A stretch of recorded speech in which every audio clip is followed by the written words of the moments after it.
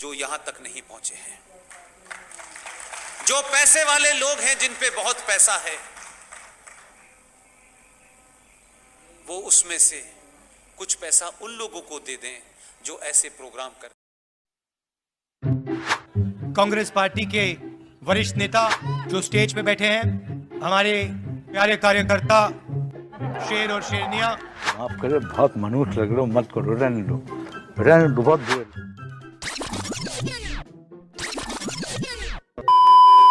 खास तौर से जो हमारे युवा हैं, माताएं और बहनें हैं, आप सबको मैं दिल से अपना प्यार और धन्यवाद करना चाहता हूं।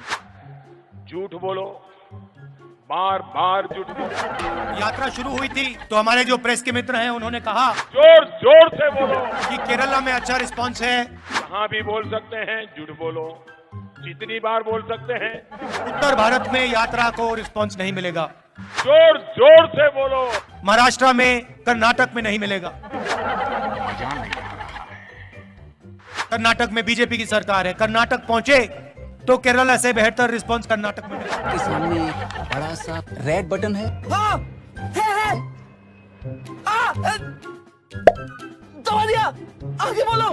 फिर मीडिया ने कहा कि भाई कर्नाटक में मिल गया रिस्पांस, महाराष्ट्र में नहीं मिलेगा। मेरा महाराष्ट्र पहुंचे, कर्नाटक से बेहतर रिस्पांस। उसके बाद कहते हैं मध्य प्रदेश में बीजेपी की सरकार है, नॉर्थ इंडिया है, वहां पे तो सवाल नहीं उठता। वहां पे लाखों लोग आ गए बाहर सड़कों पे, रुक जा। गांव के गांव, शहर के शहर बाहर आ गए। फिर कहते हैं हाँ मध्य प्रदेश में रिस्पांस मिल गया, हरियाणा में नहीं मिलेगा। और हरियाणा ने बाकी सब प्रदेशों को दिखा दिया कि हरियाणा क्या है और हरियाणा क्या कर सकता है। इस यात्रा में किसी ने गलत तरीके से किसी से बात नहीं की। इसकी गारंटी मैं नहीं दे सकता। कोई गिरा, चाहे हिंदू हो, मुसलमान हो, सिख हो, ईसाई हो, मैंने अपनी आंखों से देखा। जैसे ही गिरा, यात्रा ने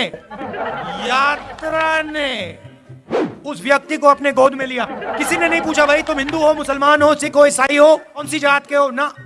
जैसे ही कोई गिरा, वैसे ही पूरी यात्रा ने, हिंदुस्तान ने उसको अपना माना, उसको उठाया, पानी पिलाया, अगर पट्टी की जरूरत थी पट्टी की, और फिर कहा चलो चलो हमारे साथ चलो। ये आपने दिखाया हमें। महाभारत की जमीन है, कौरव पांडवों की जमीन है। जो उस समय लड़ाई थी वही आज लड़ाई है। लड़ाई किसके बीच में है? नहीं, देखिए पांडव कौन थे? अर्जुन, भीम, ये लोग कौन थे? ये लोग तपस्या करते थे। अरे बस कर, रुलाएगा क्या पांडवों ने इस धरती पे नफरत फैलाई थी क्या? नहीं। कि पांडवों ने किसी गरीब व्यक्ति के खिलाफ अपराध किया, कहीं लिखा है? नहीं। पांडवों ने डिमोनेटाइजेशन किया क्या? नोटबंदी की थी क्या? गलत जीएसटी लागू की थी? कंट्रोल कभी करते, कभी नहीं करते। क्यों नहीं करते? क्योंकि वो तपस्वी थे और वो जानते थे कि मैं पप्पू हूं, कि नोटबंदी, गलत जीएसटी, किसान बिल इस धरती के जो तपस्वी हैं उनसे चोरी करने का तरीका है।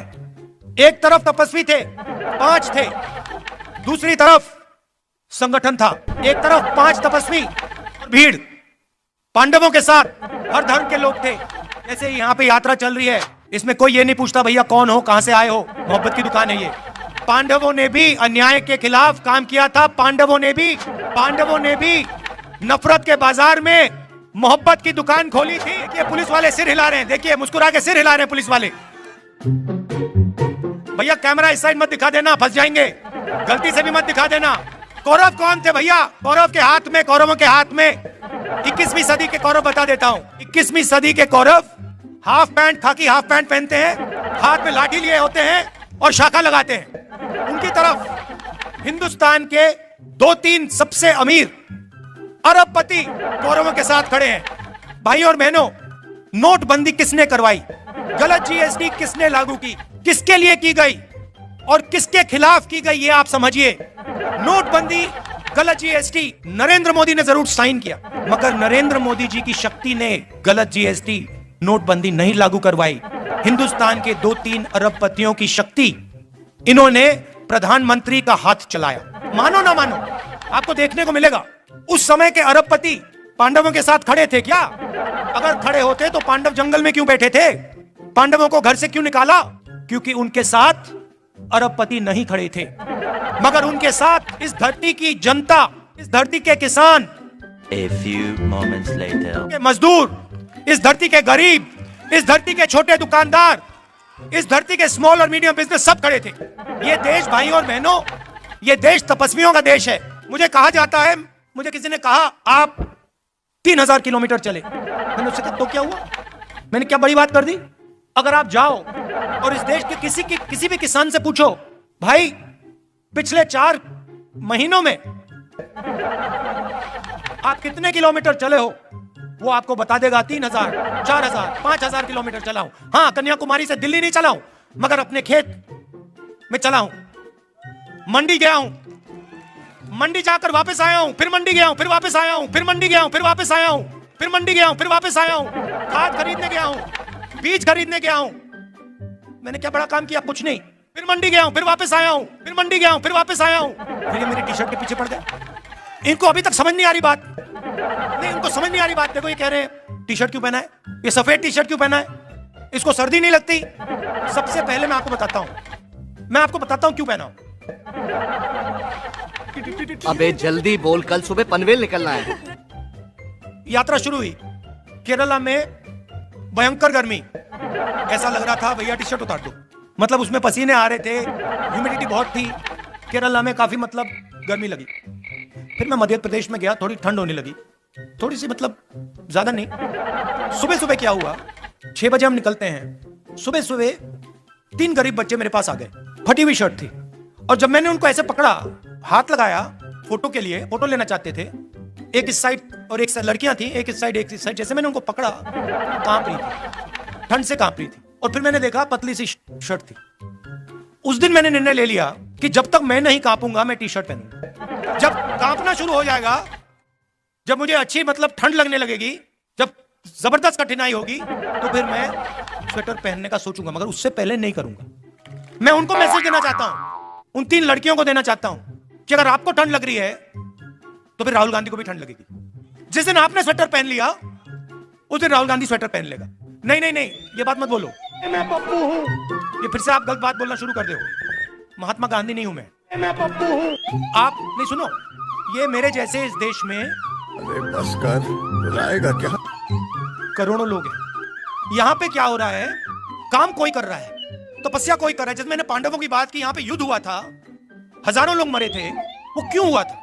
क्योंकि उस समय हिंदुस्तान में जो काम कर रहा था, जो तपस्या कर रहा था, उस समय किसान थे, मजदूर थे। आप बनाते हैं, मैन्युफैक्चरिंग है, देखो इनकी 100-200 लोगों को ये रोजगार देते हैं, ये तपस्या करते हैं। कोई माइक्रोस्कोप बनाता है, गन्ना उगाता है, ये तपस्वी है देश के, और खाता कोई और है। उदाहरण देता हूं, प्रधानमंत्री बीमा योजना, आपके जेब में से पैसा निकलता है, आप देते हो, और हिंदुस्तान की सरकार आपका पैसा उसमें जोड़ती है। आप सुबह 4 बजे उठते हो, हम 6 बजे उठते हैं, आप 4 बजे उठते हो। 4 बजे उठने के बाद आप काम शुरू करते हो। आपके साथ खेत में आपके इतने छोटे छोटे बच्चे होते हैं, पूरा परिवार काम करता है। फिर तूफान आता है, आंधी आती है, बारिश होती है, ओले गिरते हैं, और फिर आप जाते हो बीमा लेने। कहते तो भैया चलो नुकसान हो गया, बीमा का पैसा तो भरा था। पता लगता है इंटरनेट पे आपको कंपनी नहीं मिलेगी, नाम नहीं मिलेगा, फोन करो कोई जवाब नहीं देगा। आपकी तपस्या। जीएसटी के बारे में बताता हूं, मजेदार बात मैंने सुनी। अगर आप, चाहे वो मैदा हो, गुड़ हो, ले, ऐसा हिंदुस्तान चाहता हूं। और जो कुरुक्षेत्र में जिसने माइक्रोस्कोप बनाया, सॉरी अंबाला, जिसने अंबाला में माइक्रोस्कोप बनाया, उसके जेब में चाइना के युवा के पैसे आए। ये भी परेशान हो गए, हम भी परेशान हो गए, करो फिर। ये चाहता हूं मैं। तो मगर सबसे पहला कदम डर और नफरत को मिटाने का है। देखिए हरियाणा में युद्ध हुआ था, पांडवों ने डर और नफरत को मिटाने का काम किया था। जैसे मैंने कहा, नफरत के बाजार में मोहब्बत की दुकान खोली थी। और ये मैं नहीं कह रहा हूं, ये मत सोचिए कि मेरा नारा है, मेरा नारा नहीं, उनका नारा है। ये पांडवों का नारा है, ये पांडवों का नारा है, ये भगवान राम का नारा है, ये इस देश का नारा है और हजारों सालों से ये नारा चल रहा है।